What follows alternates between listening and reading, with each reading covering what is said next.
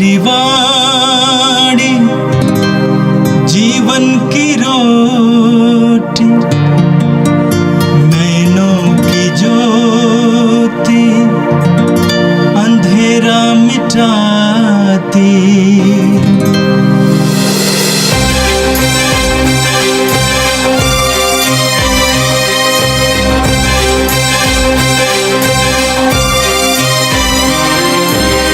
प्रभु तेरी वाणी जीवन की रोटी, नैनों की ज्योति अंधेरा मिटाती। प्रभु तेरी वाणी जीवन की रोटी, नैनों की ज्योति अंधेरा मिटाती।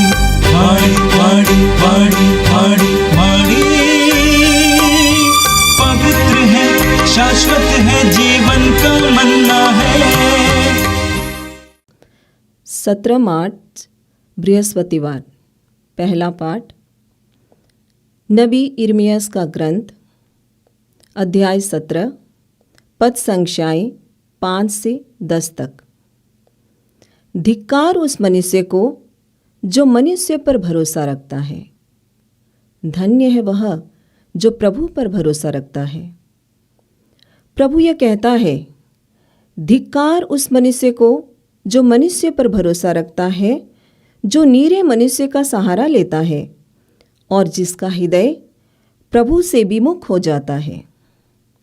वह मरुभूमि के पौधे के सदृश है जो कभी अच्छा दिन नहीं देखता। वह मरुभूमि के उत्तप्त स्थानों में नून खरी और निर्जन धरती पर रहता है। धन्य है वह मनुष्य जो प्रभु पर भरोसा रखता है, जो प्रभु का सहारा लेता है। वह जल स्रोत के किनारे लगाए वृक्ष के सदृश है, जिसके जड़ें पानी के पास फैली हुई है। वह कड़ी धूप से नहीं डरता, उसके पत्ते हरे भरे बने रहते हैं।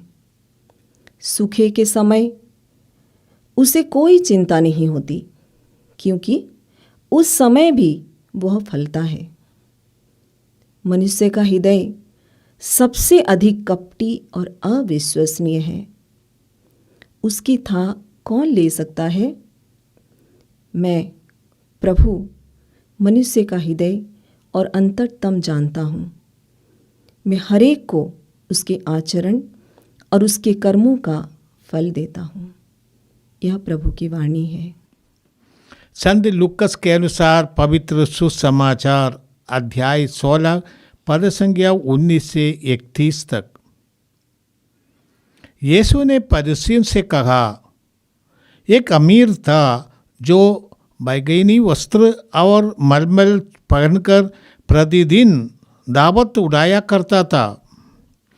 उसके फाटक पर लाजरुस नामक कंगाल पड़ा रहता था, जिसका शरीर फोड़ों से भरा हुआ था। वह अमीर की मेज की जूठन से अपनी भूख मिटाने के लिए तरसता था और कुत्ते आकर उसके फोड़े छाटा करते थे। वह कंगाल एक दिन मर गया और स्वर्गदूतों ने उसे ले जाकर इब्राहिम के गोद में रख दिया। अमीर भी मरा और दफनाया गया। उसने अधोलोक में यंत्रणाएं सहते हुए अपनी आंखें ऊपर उठाकर दूर से ही अब्राहम को देखा और उसकी गोद में लाजरुस को भी। उसने पुकार कर कहा, पिता अब्राहम, मुझ पर दया कीजिए और लाजरुस को भेजिए, जिससे वह अपनी उंगली का सिरा पानी में भिगोकर मेरी जीभ ठंडी करे, क्योंकि मैं इस ज्वाला में तड़प रहा हूँ।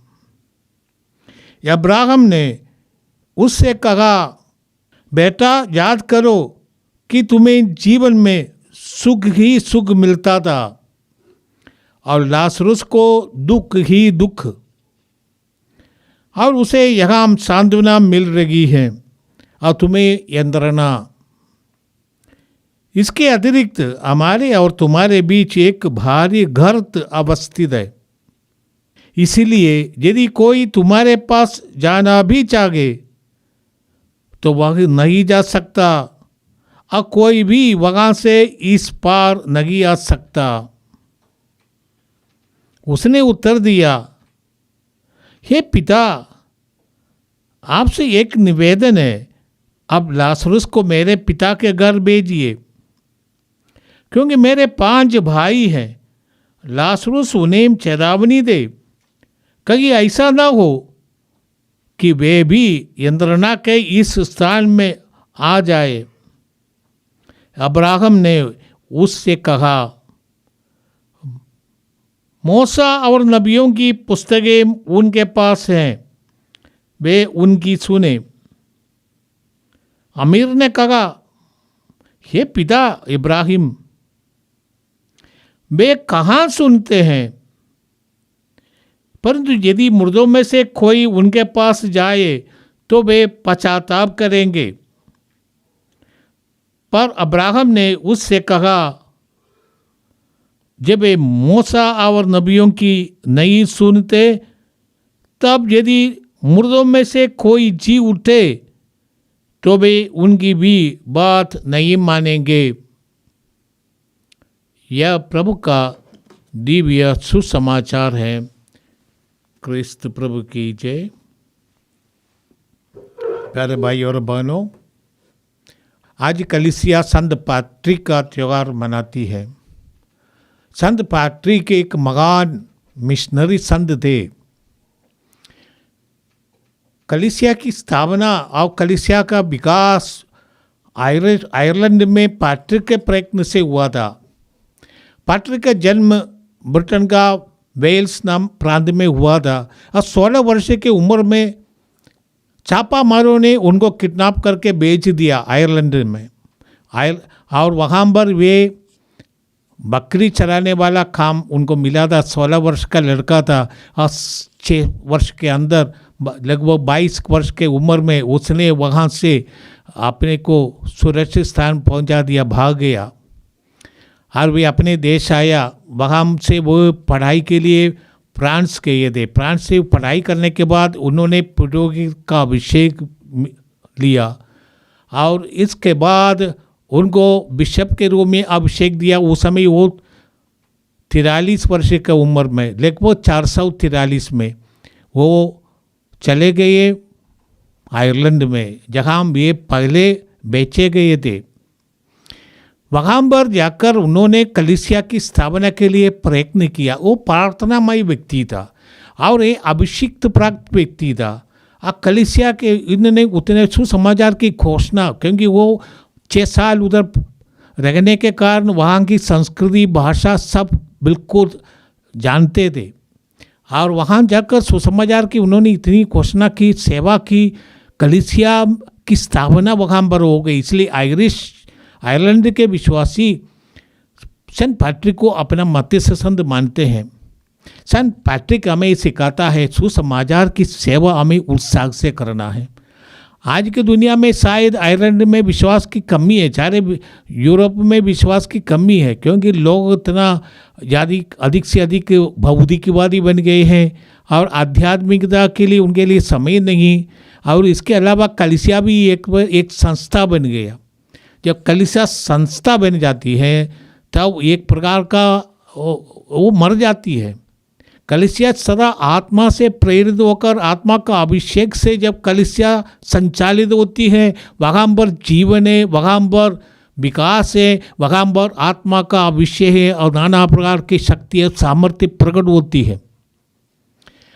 संत पैट्रिक का त्यौहार मनाते हुए हमें भी अपने को कलीसिया के प्रति निष्ठा और सुसमाचार की सेवा में तात्पर्य और अपने को समर्पित करने की इच्छा होनी चाहिए। आज के प्रथम पाठ में जो यिर्मयाह नबी के ग्रंथ से हमने पाठ सुना है, यिर्मयाह नबी यहूदा में ईश्वर के द्वारा भेजे गए नबी हैं। उन्होंने ये कार्य, उनका कार्य बहुत मुश्किल सा कार्य था। उनको लोगों को चेतावनी देना है कि तुम लोग अपने जीवन परिवर्तित करो, प्रभु पर श्रद्धा रखो, नहीं तो तुम्हारे साथ मगान विपत्ति आने वाला है। और विपत्ति आ गया, उसके कारण उनको बहुत कुछ सहना पड़ा। यिर्मयाह प्रभु से कहते थे, प्रभु क्यों मेरा जन्म हुआ, क्यों मुझे ये दौती मिला, मैं चुप रहना चाहता हूँ परंतु मैं चुप नहीं रह सकता। मेरे अंतर्गत में तेरी वाणी इतना प्रेजेंट, मुझे प्रेरणा कर देते हैं, इसलिए मैं चुप नहीं रखता। प्रभु ने उनको ये अभिषेक देकर भेजा था मकान कार्य करने के लिए। और यिर्मयाह का समय यूदा के राजा मिस्र के सम्राट से समझौता करके कल्दिया बाबुलोनी के सम्राट के खिलाफ काम करना चाहते थे। उस संदर्भ में नबी कहते, तुम मनुष्य पर भरोसा मत करो, जो मनुष्य के शरण में जाता है उनका सब शायद टिकता नहीं। यिर्मयाह कहते हैं, ईश्वर पर श्रद्धा रखो, ईश्वर के शरण में जाओ, तुम्हारे सभी समस्याओं का समाधान ईश्वर के पास है। मनुष्य कभी फेल हो जाता है।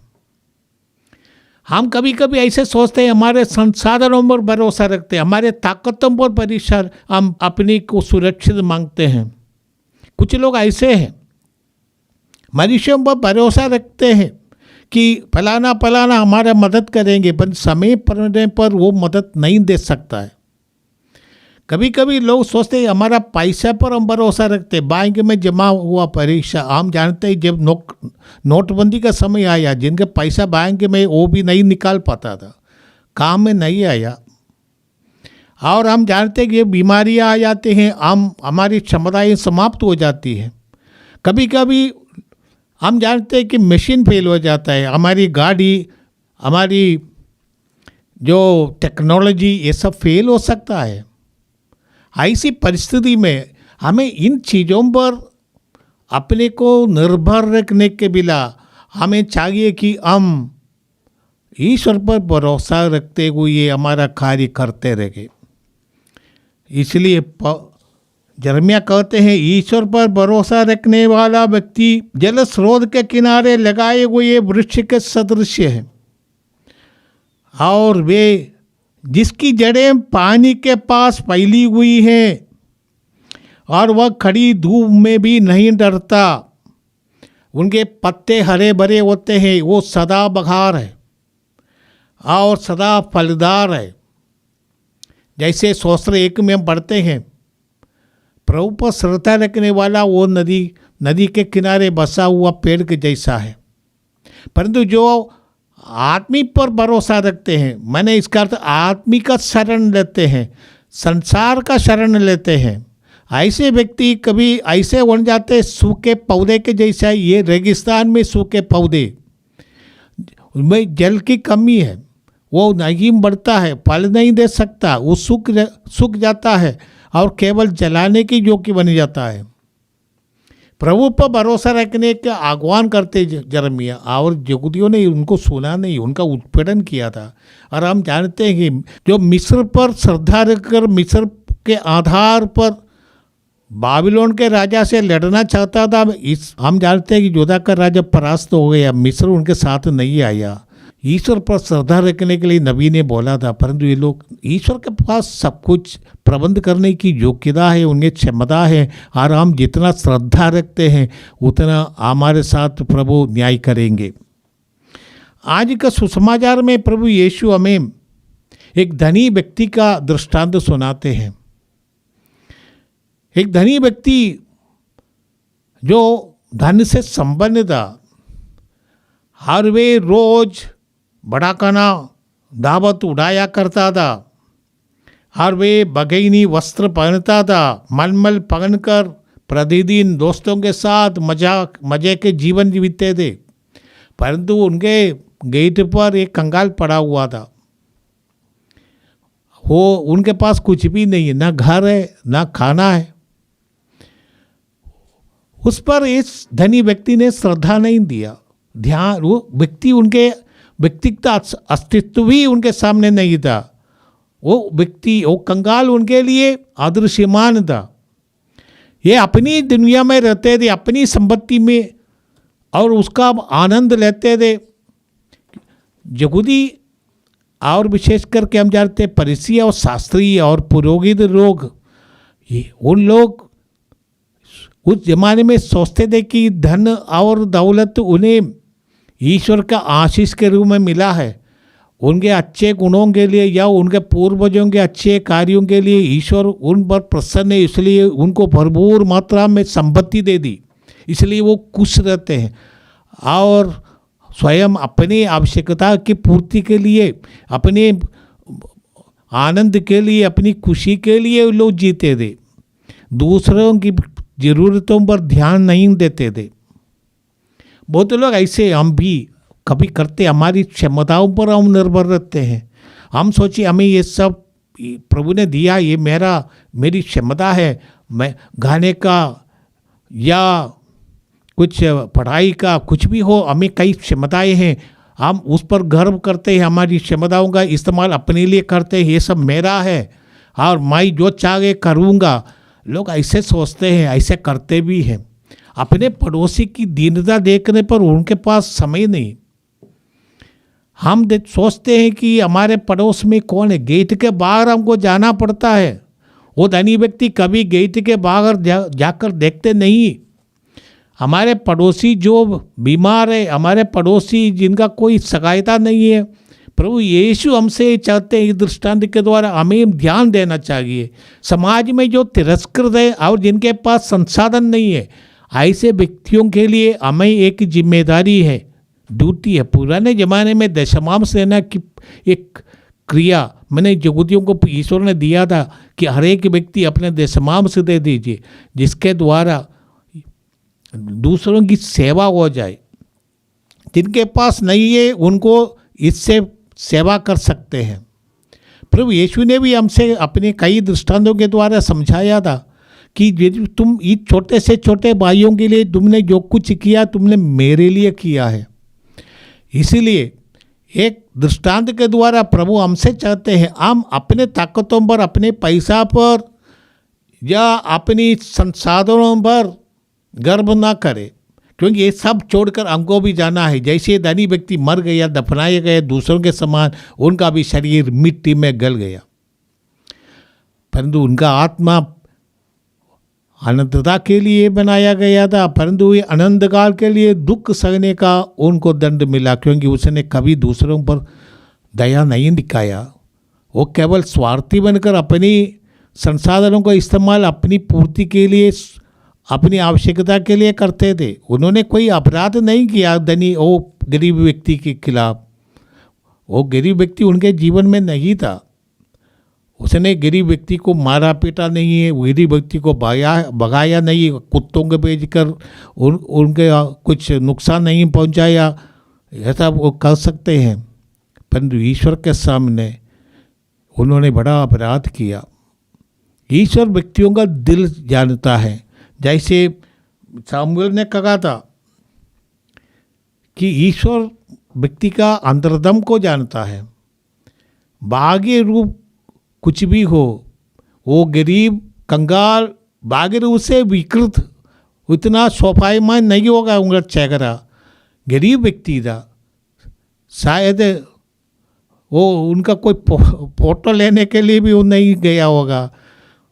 परंतु जो धनी व्यक्ति है सदा अपने संसाधनों में रहते हैं और शायद एकदम फैशन शो, रोज वही फैशन शो करता था अपने घर पे।